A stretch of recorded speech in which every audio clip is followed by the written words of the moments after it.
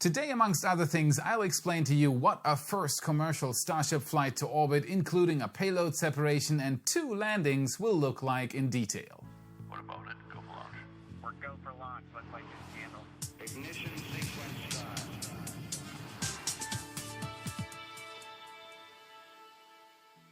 My name is Felix and I am your host for today's episode of What About It? And as always, there has been a lot going on in the space industry lately, so let's dive right in. Starship updates. Hello, Y family. The SpaceX Starship flight of serial number 8 is still waiting for its launch day and anticipation is at an all-time high. To keep you on the ground while waiting for the big day, I've thought of something special for us to do. Today, we'll try to answer together what a first real Starship flight will look like. We'll dive deep into the mission layout, look at some numbers, and in the end, we'll hopefully have our virtual payload delivered and both Starship and booster safely returned back to Earth. So bear with me and enjoy the flight. This is it, SpaceX's Starship serial number 8 ready for the flight through Mauricio's camera lens. His bird's eye view, as always, gives us an awesome angle to see what's going on in Boca Chica. By now fully assembled and running through final tests like cryo-proof testing for the header tanks and a final static fire, it's readying up for the big day. After all this is done, a first flight up to 15 kilometers will be performed. In a recent tweet, Elon Musk finally gave us some info about the flight and if we'll get an official stream from SpaceX, and yes we do. In fact, he said that we'll see every frame of footage that they'll do, which sounds quite good if you ask me. Today though, we'll look ahead into the future, where Starships have left the prototype phase and the next big day is a first commercial flight. Thanks to Eric, Corey, Nick and Casper Stanley, we'll be able to witness that first flight way before anyone else. So make sure to show them some love in the comments, follow them on Twitter and subscribe to their channels. And what better payload to choose for this than a pack of 360 SpaceX Starlink satellites, as that's what many flights in the beginning will likely be carrying. And here it is, SpaceX's Starship serial number X, as I like to call it, the first commercially available prototype. The first one you could book a flight for and send your own payload to space at a price tag of as low as $10 per kilogram. Compared to the currently available $2,000 and more, that's extremely cheap, and that's the main goal for SpaceX's Starship. Drive down costs as much as possible. It's incredibly hard to say right now when we can expect that to happen, but if everything works out, at some point it actually will. Right before the flight, propellant will be loaded into the main and header tanks of both Starship and Super Heavy booster. And both of them will load liquid oxygen as the oxidizer and liquid methane as the propellant needed to power the Raptor engines. This is what happens inside the Starship upper stage before launch. Both propellant and oxidizer are being pumped into the tanks through connectors on the engine skirt. First the main tanks are filled up and then the header tanks as well. I'll explain later what exactly these header tanks are used for. SpaceX will likely use the so-called load and go process for their Starships. The same method they are using for their Falcon 9 rockets. As soon as fuel loading is done, the rocket lifts off. This has the benefit of minimizing bleed off and being able to load super-cooled liquids which are denser and thus improve the vehicle's performance even. From music legend Quincy Jones comes Playground Sessions, a new technology to learn the piano at home by playing your further.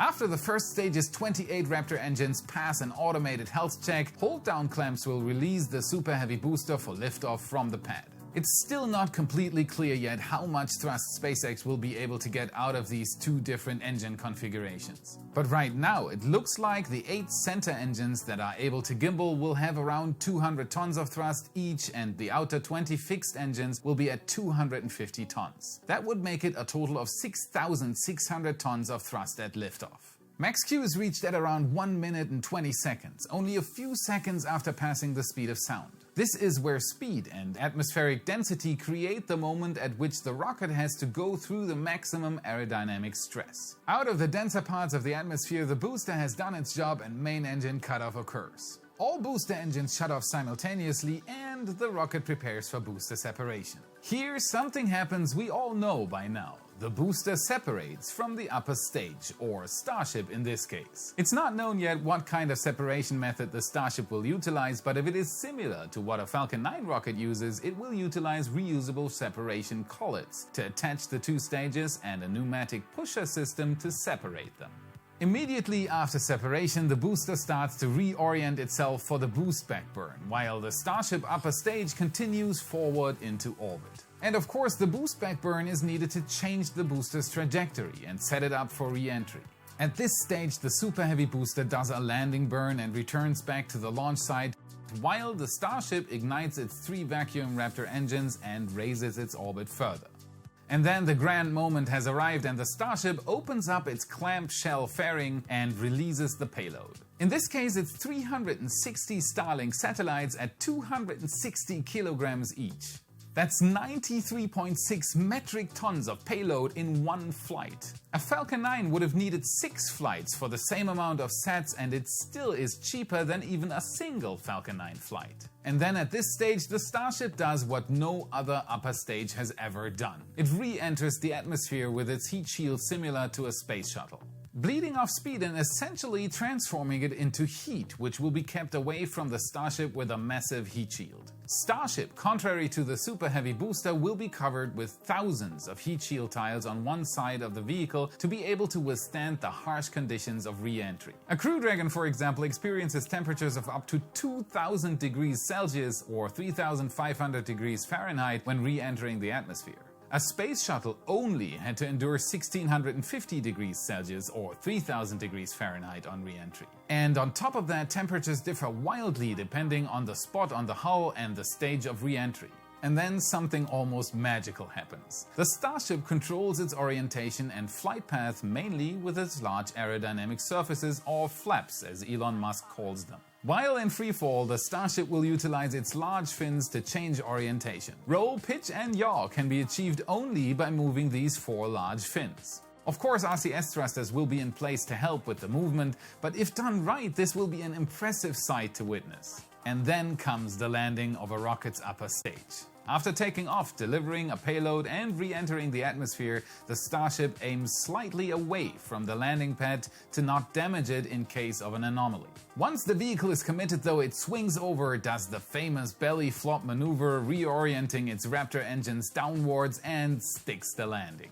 That's it, the whole flight of a SpaceX Starlink launch with a Starship from ignition to landing. It might very well be that we see this within a year, maybe 2. It's revolutionary, and if it works, it's here to stay. A 100% reusable rocket just has too many advantages over a single-use rocket if done right. If SpaceX manages to keep maintenance between flights fast and cheap and still have reliable launches. If the heat shield works and the flap approach is capable of controlling the flight path. There are a few ifs left, of course, but if anyone can solve it, it's SpaceX.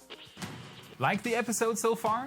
Then make sure to subscribe, hit the like button and consider becoming a patron to give some vital support. Your support makes all this possible in the first place. And if you want to show the world that you're a fan of What About It and rockets, check out our merch store and dress differently. It's full of designs made to fill your closets and drawers with awesome shirts, hoodies, zippers, jackets, space caps, cups, bags, you get the idea.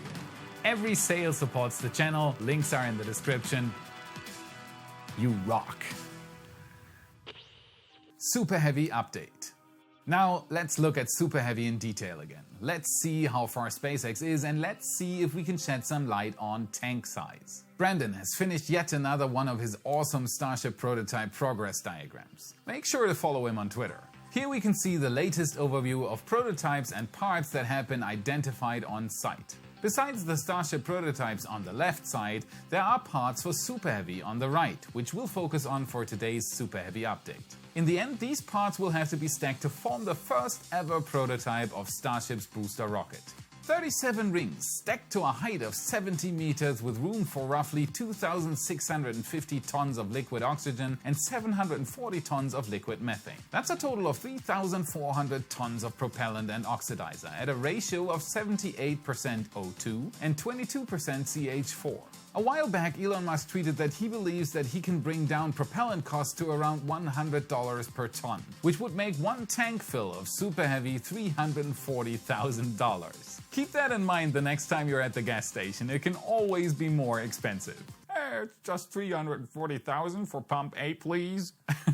When looking at a picture of a fully stacked Super Heavy booster, it doesn't look like 78% to 22% at all though, right? To be precise, it's 55.6% oxygen and 44.4% methane tank. But why is that? It's because of wildly different densities of liquid oxygen and liquid methane. Even though the Raptor engines need a ratio of 78% oxygen, the volume in the tanks is much less at 55.6%. 22% of the total fuel, but 44.4% in the tanks. A cubic meter can hold 1,093 kilograms of liquid oxygen, but only 443.9 kilograms of liquid methane. And that's not even taking into account that if super chilled, the density rises even further, which could very much be the plan, at least for the Super Heavy booster and a load and go fueling scenario, since it would not need to keep the fuel cold for long compared to the Starship upper stage. Those are speculation at this point and might not be in the final version. Here's another picture from RGB aerial photography. It shows the now almost finished high bay at SpaceX's South Texas Starship construction site in Boca Chica. Looking closer at the picture, the two scaffolds for Super Heavy construction can clearly be seen. And right in front of the high bay, the stack of Super Heavy segments likely intended for the first booster to be built is steadily growing. Some of the parts are not identified yet, so it's hard to tell if all of them are for a Super Heavy booster, but Nick and I have been at work again trying to give you a good overview of how far along the construction of segments already is. So we have the lower two ring segments for the LOX tank confirmed and ready for stacking, and it will go here. We have two segments with 4 rings each also for the liquid oxygen tank, and they will go here. We also have the common dome sleeve, which will go here, but it still is missing the common dome itself. We have one ring segment for the upper methane tank, and we already have the forward dome with the sleeve. Again, we did not place any segments yet that are not confirmed. If we do that, we'd almost be done with the booster by now. I am very much interested in seeing the engine section and later the booster legs. Lots of debate has been going on about the design. If there's one thing all this development tells us, it's that maybe the most important part of it all is to constantly improve on your skills. And if you want to be able to do so, you will need a good learning resource. If I take my experience of starting my own YouTube channel, for example, skills for recording footage and taking pictures the right way were very necessary, but in the beginning I basically knew nothing about it. Skillshare is an online learning community with thousands of inspiring classes for creative and curious people. Explore new skills, develop existing interests, and get lost in creativity. The perfect place for people like me who want to start something new and creative.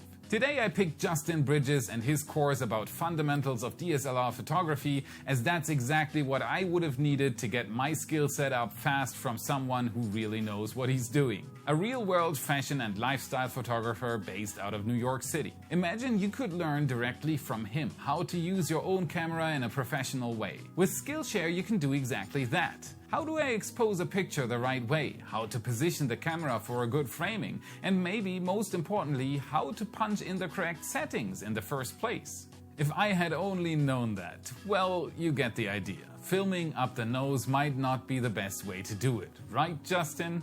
Skillshare offers membership with meaning. Connect with the support of fellow creatives and enter a community of encouragement, communication, and inspiration. And the best thing is, Skillshare is giving away a free trial membership of Skillshare Premium to the first 1,000 people who click the link in the description box. And after that, it's only around $10 a month. Click link, get free learning from the best, and support What About It at the same time. Easy, right? Link is in the description. Now, before we do the supporter shout-out, I have a special request for you. My wife and I recently were guests on the podcast Total Space, and we talked about how YouTube changed our lives and how SpaceX will change many more lives in the future. We had a blast, and you can listen to the whole podcast. An anchor link and the link to the episode on YouTube are in the description. Go check them out. Total Space, you rock. Today's YouTube member and Patreon shoutout goes to John Lenato, Mark Osby, Decula, and many others. You rock. Welcome to the Y family. If you want to be part of the Discord community, chat with me and others on the voice channels, or even be part of the team that helps create What About It twice a week, consider becoming a patron or a YouTube member by clicking on the link in the description or the join button right under this video. Thank you. And the last words, as always, go out to my team. Today I want to honor 3 people: Miko, another space nut, and Rich LB. They are the hosts at Total Space who interviewed me.